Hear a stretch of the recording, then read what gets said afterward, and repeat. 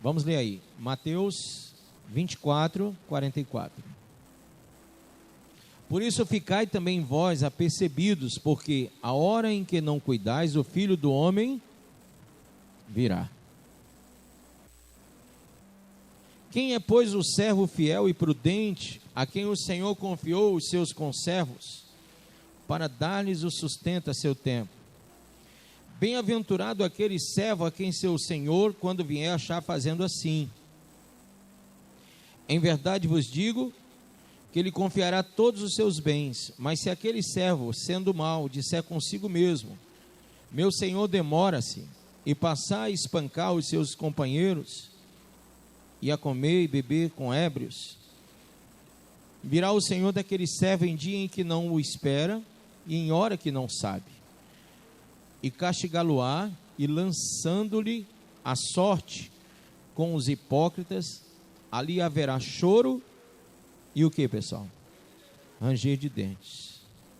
Então o reino dos céus será semelhante a 10 virgens que, tomando as suas lâmpadas, saíram a encontrar-se com o noivo.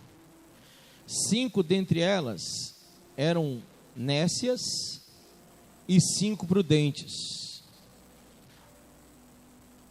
A palavra nécia, para quem não sabe, ela pode ser traduzida como louca ou como descuidada, né? As nécias, ao tomarem as suas lâmpadas, não levaram azeite consigo. No entanto, as prudentes, além das lâmpadas, levaram azeite nas vasilhas. E tardando o noivo, foram todas tomadas de sono e adormeceram. Grife isso aí. E tardando o noivo, foram todas tomadas de quê? Sono. E adormeceram. Bote do lado assim: igreja contemporânea, adormecida,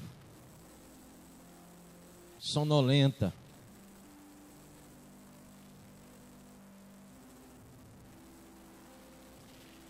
Geralmente isso acontece porque as pessoas acham que vai demorar.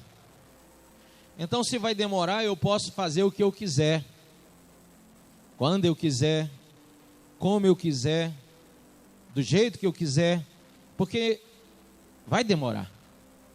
Então nós estamos vivendo um período que a igreja está adormecida, porque todos acreditam que vai demorar. Entende? Aí diz: mas à meia-noite ouviu-se um grito: eis o noivo sair ao encontro.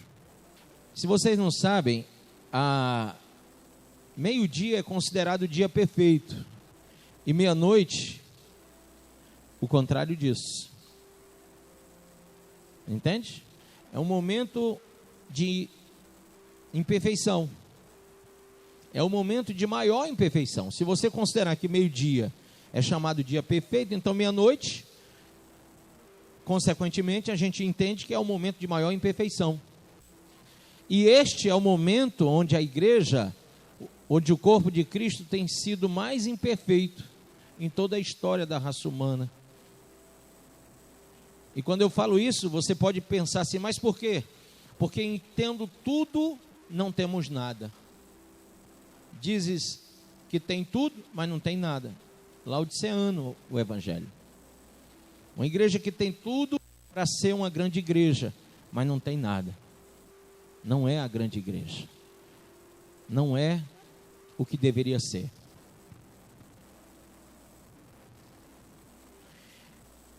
A que horas? Diga, meia-noite. Ouviu-se um grito: eis o noivo, saí ao encontro. Então se levantaram todas aquelas virgens e prepararam as suas lâmpadas. É interessante que elas tinham que preparar a lâmpada, porque você não encontra o caminho sem a lâmpada. Não é verdade? A lâmpada não tem que estar acesa para você encontrar o caminho? E se a lâmpada estiver apagada, você nunca vai ver o caminho. Então aquelas que tinham azeite, acenderam as lâmpadas, e as que não guardaram azeite, como que iam acender a lâmpada? Como que iam encontrar o caminho? No Salmo 119 diz que a lâmpada é a palavra de Deus, que ela é lâmpada e luz. Mas o azeite é a presença do Espírito Santo. Que uma igreja adormecida, uma igreja morna, uma igreja laodiceana, uma igreja que dormiu no tempo, que não tem noção, porque quem dorme tem noção do tempo. Você vai dormir agora, quando você acorda já é de manhã. Você tem noção do que se passou? Uma pessoa que está dormindo espiritualmente, ela não tem noção do tempo que ela está vivendo. E essa é a grande jogada do inferno. É fazer a igreja adormecer, a igreja pensar sem expectativa nenhuma. Ele vai demorar, então vamos dormir. E aí diz: então se levantaram todas aquelas virgens e prepararam as suas lâmpadas. E as nécias disseram às prudentes: dai-nos do vosso azeite, porque as nossas lâmpadas estão se apagando. Mas as prudentes responderam: não, para que não nos falte a nós e a vós outras. Ide antes aos que o vendem e comprai-o. E saindo elas para comprar, chegou o noivo, e as que estavam apercebidas entraram com ele para as bodas, e fechou-se a porta. Mais tarde chegaram as virgens nécias, clamando: Senhor, Senhor, abre-nos a porta. Mas ele respondeu: em verdade vos digo que não vos conheço. Vigiai, pois, porque não sabeis o dia nem a hora. Amém?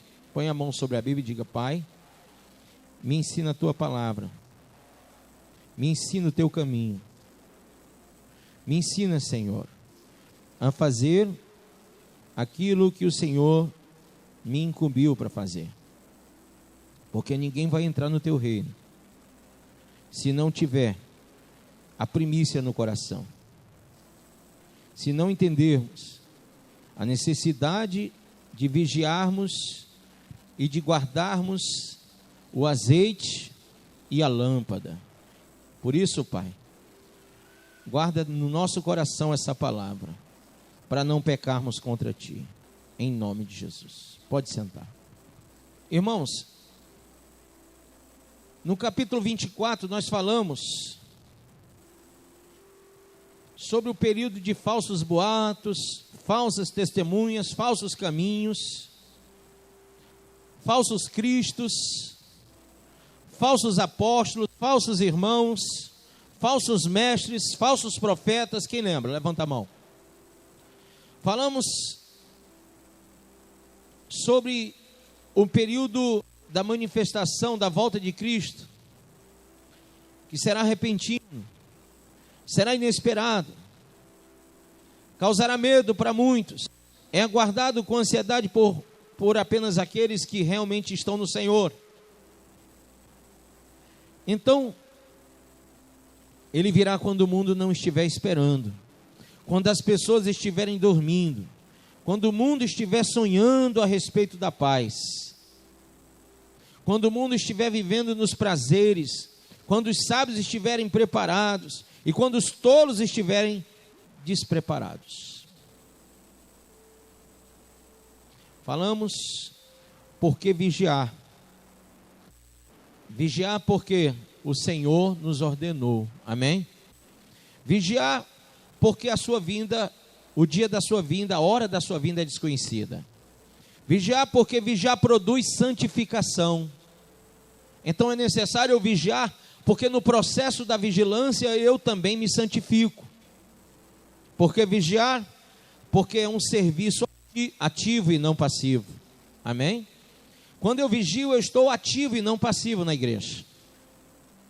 Vigiar produz um ganho temporal, um ganho moral.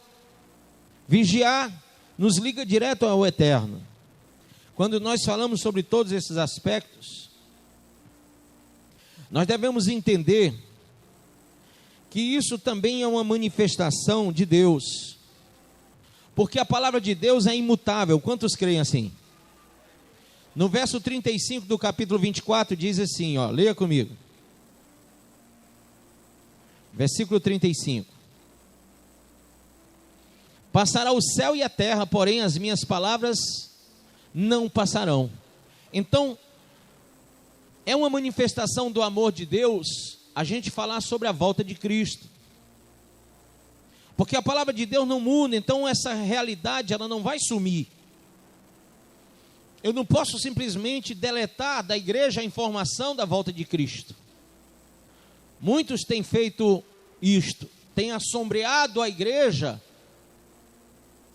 com todo tipo de ensinamento vão que afasta a igreja do propósito principal e primordial, que é anunciar a volta dele. Nós não somos profetas do primeiro, mas do segundo Cristo. Ou seja, o primeiro veio para morrer pelos nossos pecados, o segundo veio para fazer juízo. Então, falar sobre a segunda vinda de Jesus é uma manifestação de amor, e é forma de dizer que a palavra é imperecível, que ela é imutável. E se ela é imutável, é porque a pessoa de Deus também é imutável.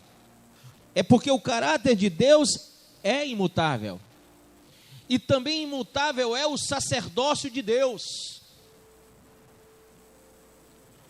Eu gostaria que você abrisse comigo aí em Hebreus 7, verso 14 diz: porquanto é bem sabido que o nosso Senhor descende de Judá, tribo da qual Moisés nada fala quanto a sacerdócio, porque quem não sabe, todos os sacerdotes eram da tribo de Levi e não de Judá. E este fato torna-se ainda mais claro com o surgimento de outros sacerdotes, à semelhança de Melquisedeque, não constituído segundo o decreto de um mandamento humano relativo à linhagem, mas de acordo com o poder de uma vida inextinguível, porque sobre ele está escrito: tu és sacerdote para sempre, conforme a ordem de Melquisedeque. Amém? Então digo, o sacerdócio de Deus é imutável. Assim, o mandamento anterior é anulado por causa da sua fragilidade e inutilidade. Ele está falando da lei. Pois a lei jamais conseguiu aperfeiçoar nada, sendo, portanto, estabelecida uma esperança muito superior, por meio da qual temos pleno acesso a Deus. E essa esperança é Jesus. E não foi sem juramento que esse fato se deu. Outros se fizeram sacerdotes sem qualquer juramento. No entanto, ele se tornou sacerdote com juramento, no momento em que Deus declarou: o Senhor jurou e não se arrependerá, tu és sacerdote para sempre. Jesus transformou-se, por essa razão, na garantia de uma aliança superior. Por isso, aqueles sacerdotes têm surgido em maior número, pois são impedidos pela morte de continuar o ministério. Ou seja, os outros sacerdotes da tribo de Levi morriam, mas Jesus não morreu para sempre, ele morreu e ressuscitou, e ele é sacerdote eterno. Contudo, considerando que vive para sempre, Jesus tem um sacerdócio perene. Concluindo, ele é poderoso para o quê? Salvar. Leia comigo, por favor. Concluindo, ele é poderoso para salvar. De que forma? Definitivamente aqueles que por intermédio dele achegam-se a Deus, pois vive sempre para interceder por eles. Amém? Então, irmãos, diante do fato, esse sacerdócio é eterno, e foi esse sacerdote que nos mandou vigiar.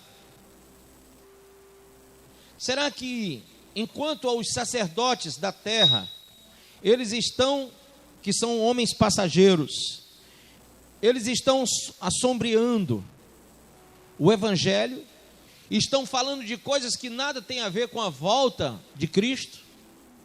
Será que é assombroso para a igreja que eu, representando o sacerdote eterno, fale da sua volta?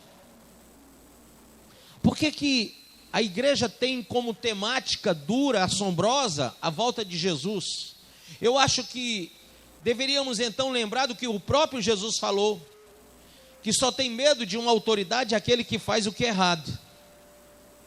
Quando a autoridade se aproxima, se você está errado em alguma coisa, você tem medo, né? Vem um carro de polícia, você sabe que está devendo, você fica com medo, ou não? Mas se vem um carro de polícia e você não deve nada a ninguém, por que temer? Aquela autoridade, aquela pessoa lá que representa a autoridade, ela nada mais é do que um benefício para você naquele momento. Ela nada mais significa do que a manifestação de uma autoridade que está a seu serviço. Mas se vocês tiverem algo errado, então aquela autoridade vai vir com juízo sobre a sua vida, com justiça sobre a sua vida. Então, às vezes o cara está lá com o nome sujo, né? Está lá, matou não sei quem, não está indo assinar mais, não está mais fazendo o que tem que fazer conforme a lei, está no horário que não pode, no meio da rua, passa um carro de polícia, ele fica com medo, porque se o cara consultar o nome dele, ele vai ser levado preso. E a autoridade está errada? Não, está cumprindo a lei, tem que levar, tem que prender. Por quê? Porque aquela pessoa está em desacordo com a lei. Agora vamos para Deus. Quando nós falamos sobre a lei passada, ela já não tem vigor nenhum sobre nós. Mas quando falamos sobre a volta de Cristo e a sã doutrina, ela tem todo o efeito sobre nós.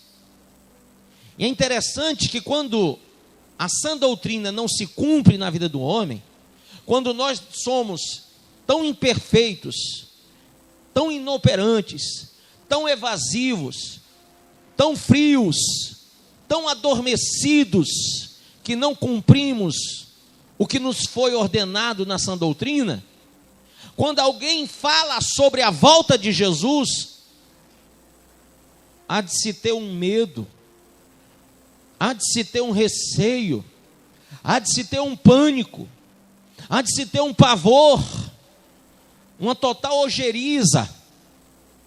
Mas sabe, irmão, eu sinto, apesar do temor no meu coração em cada segundo, mas eu sinto alegria de falar da volta de Jesus, porque quando eu falo da volta de Jesus, eu falo da volta para o lar. Quando eu falo da volta de Jesus, eu estou falando de uma festa que foi preparada para aqueles que o amam e guardam os seus mandamentos. Quando eu falo, eu me lembro que lá só vão entrar aqueles que foram convidados e que realmente se revestiram, conforme o livro de Mateus, capítulo 22. Você vai ver no versículo de número 12, que aquele que não estava revestido das vestes nupciais foi posto para fora. Mas aquele que estava revestido do novo, e que novo é esse? Gálatas 3, 26 a 29 diz, é Cristo. Quem está revestido do novo, tem que se alegrar e comemorar, porque são as bodas celestiais. Em Mateus 25, 10, você viu aí, e saindo elas para comprar, chegou o noivo, e as que estavam apercebidas entraram com ele para as bodas, e fechou-se a porta. Se a porta fechou, é porque estava aberta. A porta está aberta, irmão. Mas um dia ela vai se fechar para você. Porque se hoje falar de Jesus é temeroso e não é prazeroso, é motivo de você ficar escandalizado, é motivo de você querer sair correndo dessa igreja agora, é motivo de você querer mudar de pastor, então eu digo para você que você vai fazer parte daqueles que não tinham o azeite. Engraçado que tinham lâmpada, tinham Bíblia, até tinham palavra, mas não tinham o espírito da palavra. E a Bíblia diz que a letra mata, mas o Espírito é que vivifica. Você pode ter a letra, mas se você não tem o Espírito da letra, você está morto. Enquanto alguns estão chegando no meio-dia, você está chegando à meia-noite. Enquanto uns estão buscando a perfeição, o dia mais perfeito, você está buscando o momento mais imperfeito. Todas as horas, as tuas atitudes te levam para os momentos de maiores imperfeição. E aí? Causa pânico. Porque você sabe que a porta vai se fechar. Diga, a porta vai se fechar. É uma imagem dolorosa para muita gente ver aquela porta se fechando. Ela pode se fechar na volta de Jesus, mas ela também pode se fechar, segundo Hebreus 9, abra aí, versículo de número 27, diz: e assim como aos homens está ordenado morrer uma só vez, vindo depois disso o juízo. Assim também Cristo foi oferecido em sacrifício uma única vez, para tirar os pecados de muitas pessoas. Não diz de todas, porque nem todos querem Ele. E aparecerá quando? Segunda vez. Essa é a minha função falar. Aparecerá segunda vez. Não mais para eximir o pecado. Mas para quê, pessoal? Para brindar salvação a todos que o guardam. Amém? Então a volta de Jesus, para mim, significa brindar a salvação.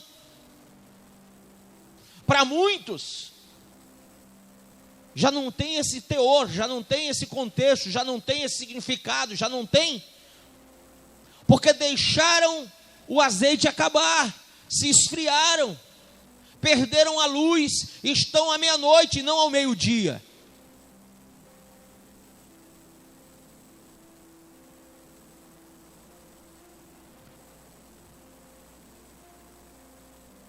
É chocante quando você lê sobre Noé e o momento em que a porta da arca se fechou. Abra em Gênesis 7, verso de número 16. Os animais que entraram eram um macho e uma fêmea, de tudo que considerado ser vivo. Amém ou não? Aí diz que era o quê? Macho e uma fêmea. Um macho e uma fêmea. Diga de novo. Aí diz aí alguma coisa diferente disso? Bom, tem um terceiro sexo aí na história? Tem uma escolha, uma opção sexual aí no título, no texto? Não? Então se não tem, aí não tem nem lésbica nem homossexual. Me perdoem os lésbicos e as lésbicas e os homossexuais, os que se assim declaram, é problema seu, mas a Bíblia não fala. A Bíblia só fala de macho e fêmea. Eu não estou aqui para agradar, eu estou aqui para ensinar o caminho. Aí às vezes vem alguém que tem uma opção sexual dessa doida aí e diz assim: o senhor não está me respeitando, isso é homofobia. O problema é seu se achar que é. A Bíblia é homofóbica então. Porque aqui fala macho e fêmea. Então rasga a Bíblia. Presta atenção. Os animais que entraram eram um macho e uma fêmea, de tudo o que é considerado ser vivo, tudo, inclusive os homens, de acordo com de acordo com o que Deus ordenara a Noé. Então Noé fechou a porta por fora. Foi assim? Não. Até porque para ele fechar por fora, ele tinha que ter ficado do lado de fora. Quem fechou a porta por fora? Deus. Está vendo? Quem vai fechar a porta? Deus. Quem é a porta? Jesus. Jesus, ele simplesmente, Deus deu a oportunidade chamada porta aberta. Jesus, a porta está aberta. Não é essas portas que botam nas igrejas aí para o povo passar embaixo, para dizer que está tirando a mandinga, que está tirando a macumba, nada disso. Ele é a porta para a salvação. Essa porta aberta nos vai ser tirada. Por quê? Porque Jesus virá buscar a igreja e depois vai subir. Quem entendeu isso? Então ele diz: então o Senhor fechou a porta por fora. Irmão, Deus a qualquer momento vai fechar a porta. E quando ele fecha a porta é hora de morte. Durante 40 dias, o versículo 17 fala, permaneceu o dilúvio sobre a terra, cessaram as águas e ergueram a arca que ficou elevada acima da terra. Foram 40 dias que o dilúvio aconteceu, não ficou um vivo naqueles 40 dias, só quem estava dentro da arca. Então, por que o senhor está dizendo isso? Pelo simples fato do que diz na carta de João, no livro de João, capítulo 3, versículo 36, veja aí, 34 em diante, vamos lá, 3, 34 a 36, vamos lá, posso? Pois o enviado de Deus fala o que, pessoal? Quem é enviado de Deus fala o que? As palavras de Deus. Porque Deus não dá o Espírito com limitações. Quem é enviado por Deus fala as palavras de Deus, sem limitação. O Pai ama o Filho e todas as coisas entregou em suas mãos. Quem crê no Filho tem a vida eterna. Aquele que não crê no Filho não verá a vida, mas a ira de Deus permanece sobre ele. Amém? Entendeu isso? Viu a ira de Deus aí? Então, a porta fechada significa a perdição. A ira de Deus vai se abater sobre a raça humana. Essa porta é uma imagem de Cristo. Lá em João 10:9 fala isso. E ela fechada é perdição. Sem essa porta, sem Jesus, estamos perdidos. Uma igreja sem o sangue de Jesus, uma igreja sem compromisso com o Calvário, uma igreja sem compromisso com a cruz, uma igreja, totalmente desvinculada do projeto salvífico de Cristo, está do lado de fora.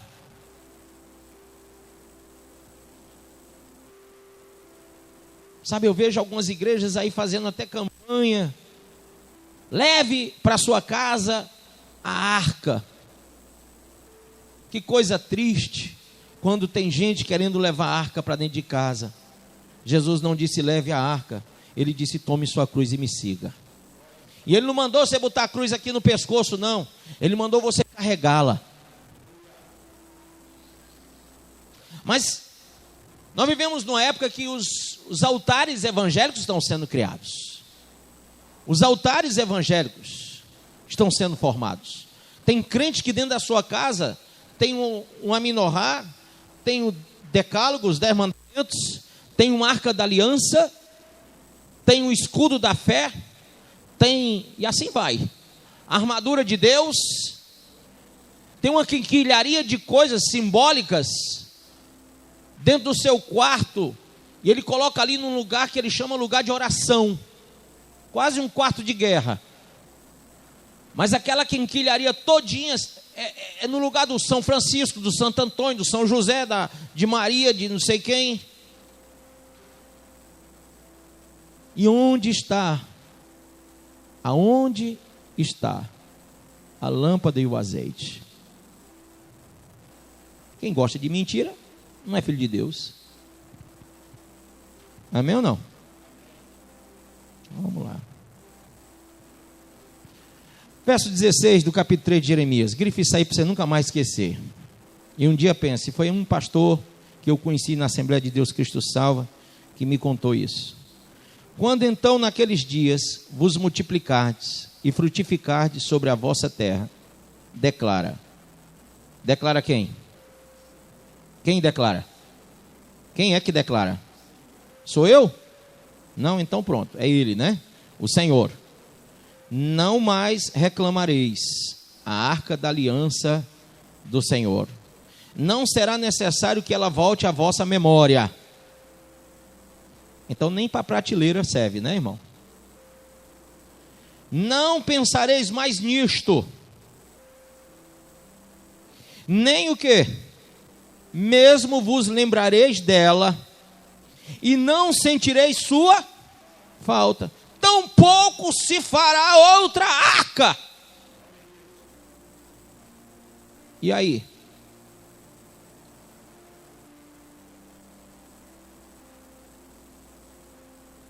Você sabe por que eu não tenho dinheiro para pagar as contas? Porque eu não sei mentir.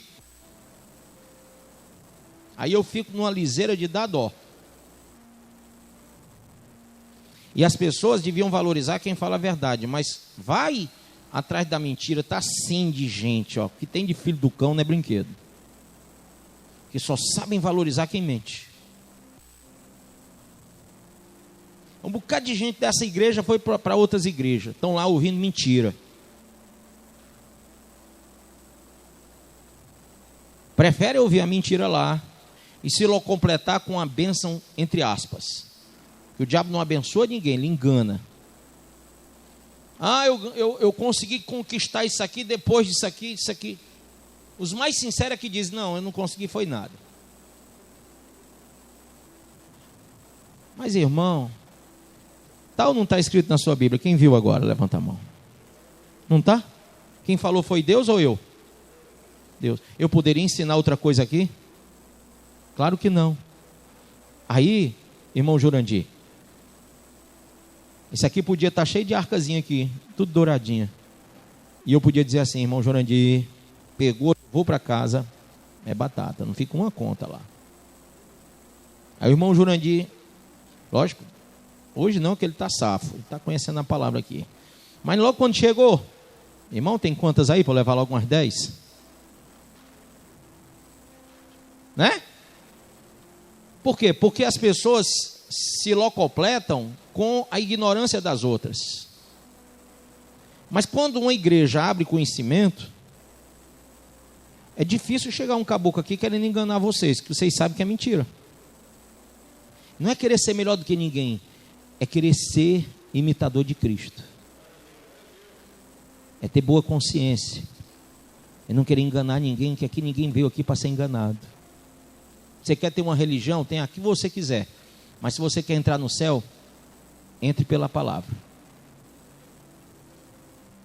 E tenha certeza que sem o Espírito Santo você não entende nada. Então por isso, irmão, aqui em Mateus 25, nós estamos vendo que a porta se fechou, sim ou não? E muitos vão dizer, mas Senhor, mas a porta se fechou. Portas se abrem, portas se fecham. Todo momento na nossa vida existe o início, o meio e o fim, sim ou não? Então nós temos que estar maduros para isso. Então, a cena gloriosa é que ela esteja aberta. E por que ela está aberta? Diga assim, porque Jesus me ama. Até aqui Ele está te amando, te dando a oportunidade de você entrar pela porta. Mas vai chegar o dia, a qualquer momento, que ela vai o quê? Fechar. E não há desculpas. Hebreus 3:7 diz assim, ó. Assim como proclama quem? O Espírito Santo. Hoje, se ouvirdes a sua voz, não, verso 8, endureçais o vosso coração, como ocorreu na rebelião durante o tempo da provocação no deserto. Tem gente que endurece o coração, que é rebelde. Mas a porta está se fechando. Ou você vai morrer, após a morte seguirá o juízo. Nós lemos aí no 27, não foi? Ou não foi? Ou vai chegar um dia que Jesus pode voltar ainda hoje, agora, e você simplesmente ficar. Por causa de não ter ouvido a voz do Espírito Santo. Ele fala com você ou não? Fala. Amém? Não há desculpa, ele fala comigo, fala com você. E Jesus falou lá em Apocalipse 3, eu estou à porta e bato. Eu falei no culto passado. Ele está batendo na porta o tempo todo. Ele está incomodando você o tempo todo. Não diga que você não está sendo incomodado, porque você está. E para terminar, abra aí Mateus 7, 13 e 14.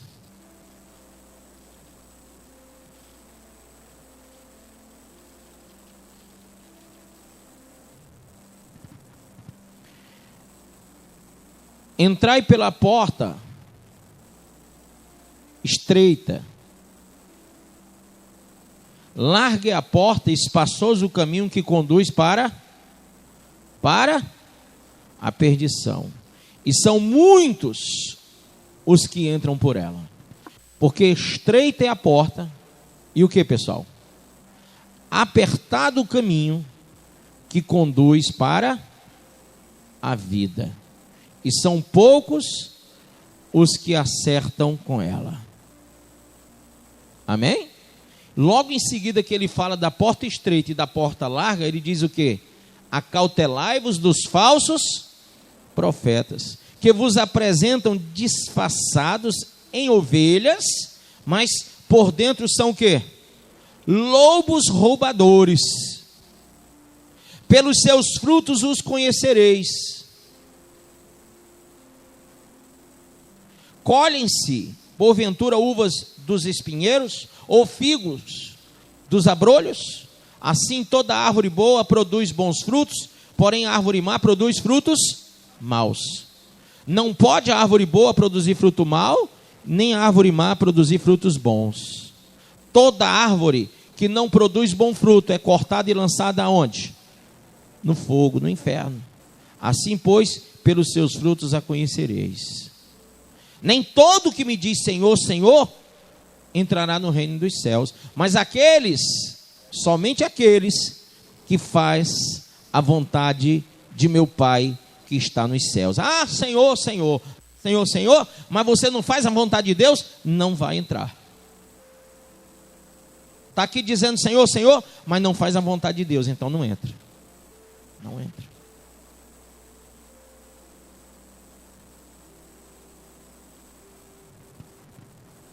Somente aqueles que fazem o quê? A vontade do Pai. Muitos naquele dia hão de dizer-me, Senhor, Senhor, porventura não temos nós profetizado em teu nome? E em teu nome não expelimos demônios? Há muito crente que pensa porque o outro expulsou demônio, é super crente. E há um verdadeiro palco armado em cima das igrejas que trabalham com libertação. Essa aqui é uma que trabalha com libertação, mas não fazemos palco aqui. 90% das pessoas que são libertas nessa igreja, lá em cima, no segundo andar, no gabinete pastoral.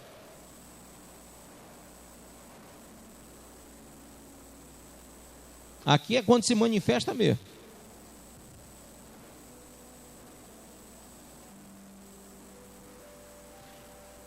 E em teu nome não expelimos demônios, e em teu nome não fizemos muitos milagres?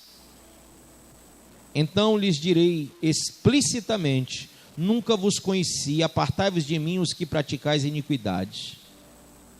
Amém, pô? Vivemos numa época que eu estava vendo na televisão, o pessoal bota lá o povo, né, endemoniado na TV, bota o povo lá, e depois bota os milagres, e aquela multidão toda, e todo mundo querendo tocar no homem, né? Querendo tocar no sangue do homem, não é mais no sangue de Jesus.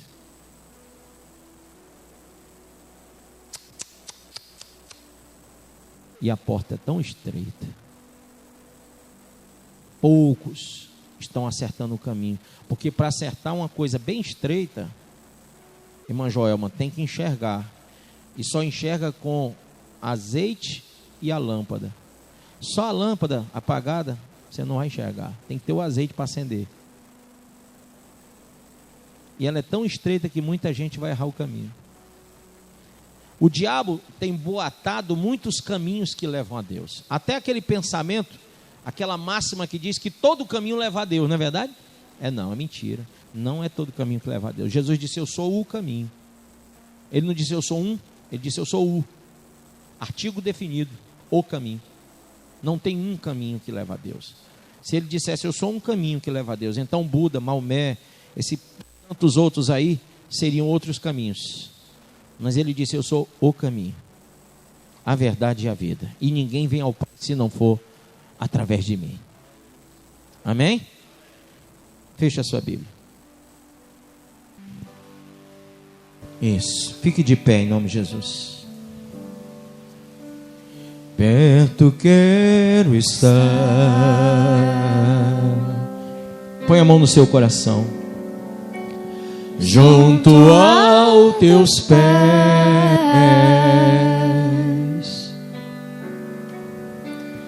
Pois prazer maior não há. Não há que me render e te adorar.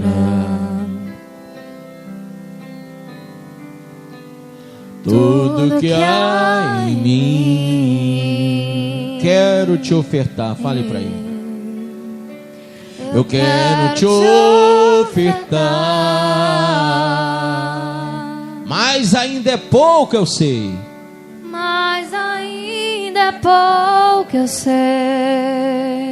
Oh, se comparado ao que ganhei. Não sou apenas servo, teu amigo me tornei.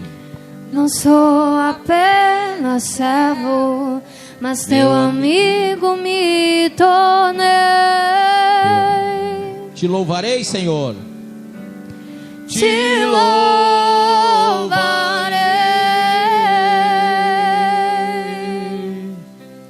Não importam as circunstâncias, adorarei somente a ti, somente a ti, Jesus.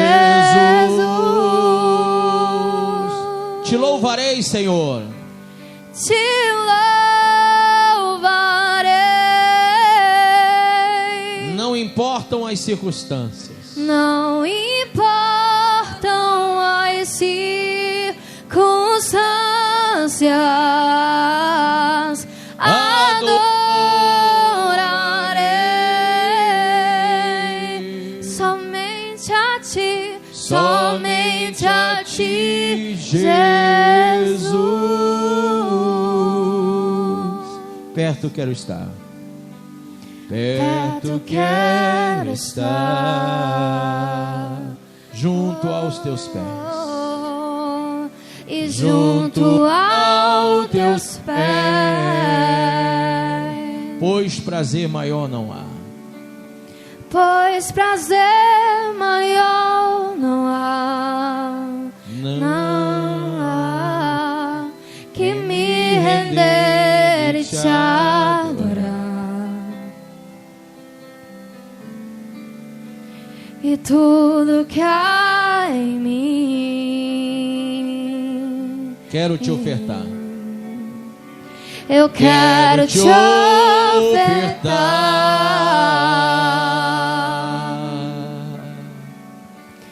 Mas ainda é pouco, eu sei. Oh, se comparado ao que ganhei. Não sou apenas servo, mas teu amigo me tornei.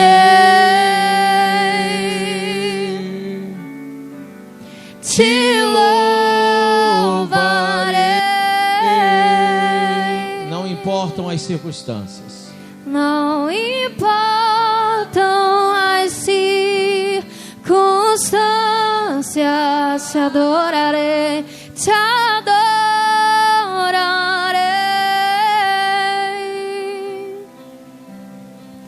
Somente a ti, Jesus. Aleluia. Põe a mão no seu coração. Feche os teus olhos.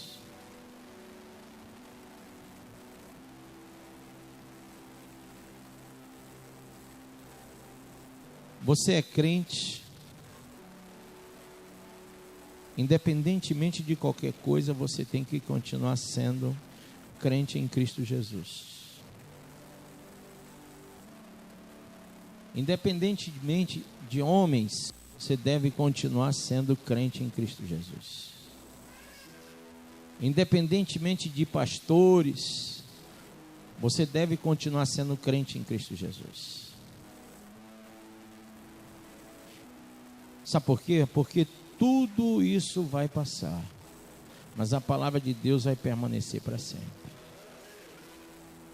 Então, amados, medite em tudo que você ouviu aqui nessa igreja todo esse tempo. Guarde no seu coração. Eu tenho orado para Jesus voltar, ainda hoje, se possível. Eu tenho orado para que Ele volte. Na verdade, o que clamaram no dia que Ele entrou em Jerusalém, quando o receberam com palmeiras, foi: Maranata, Maranata, ora vem, Senhor Jesus. Então eu tenho clamado assim, porque cada dia que passa, igrejas sérias e compromissadas com o Evangelho estão fechando as portas. E o que está sobrando aí é o lixo evangélico. O que está sobrando aí é apenas o lixo evangélico.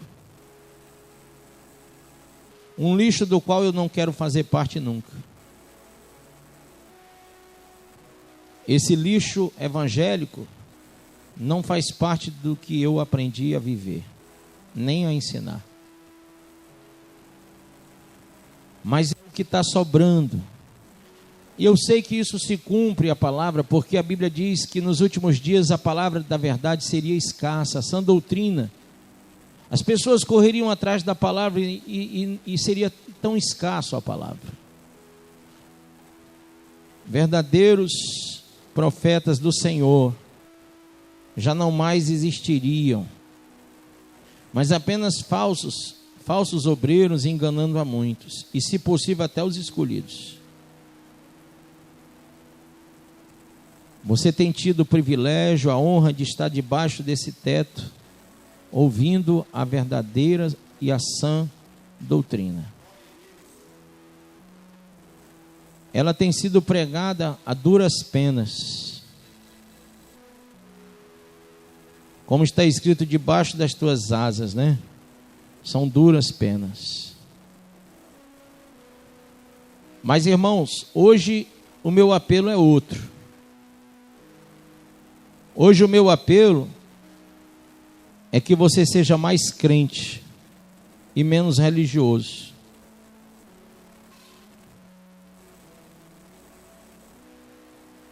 Que você seja mais cristão e menos humano. Nós estamos vivendo um período dos últimos dias. Esse mês foi um mês que eu senti verdadeiramente que o Evangelho de Cristo está sendo massacrado, em detrimento a igrejas que estão crescendo e que estão enriquecidas, e pastores que estão aí espezinhando nos pastos verdejantes, sujando as águas. Então, hoje o meu apelo a você é que você entenda que a nossa igreja, a Assembleia de Deus Cristo Salva, ela tem antes de tudo um compromisso com a sua alma. Você acabou de ouvir essa poderosa ministração da palavra de Deus. Eu creio que sua vida foi abençoada. Eu quero que você ore comigo, profetizando sobre a sua vida a salvação que vem de Cristo Jesus. Ore conosco. Deus Pai, em nome de Jesus, nós te agradecemos por esta palavra. E que o Senhor possa abençoar a vida de cada um que nos viu, que nos ouviu nesse dia. Deus Pai, em nome de Jesus, que esta pessoa esteja agora entregando a sua vida, recebendo a salvação que vem do Senhor. Pois assim, Pai, nós profetizamos salvação, cura, libertação, em nome do Pai, do Filho e do Espírito Santo de Deus. Amém.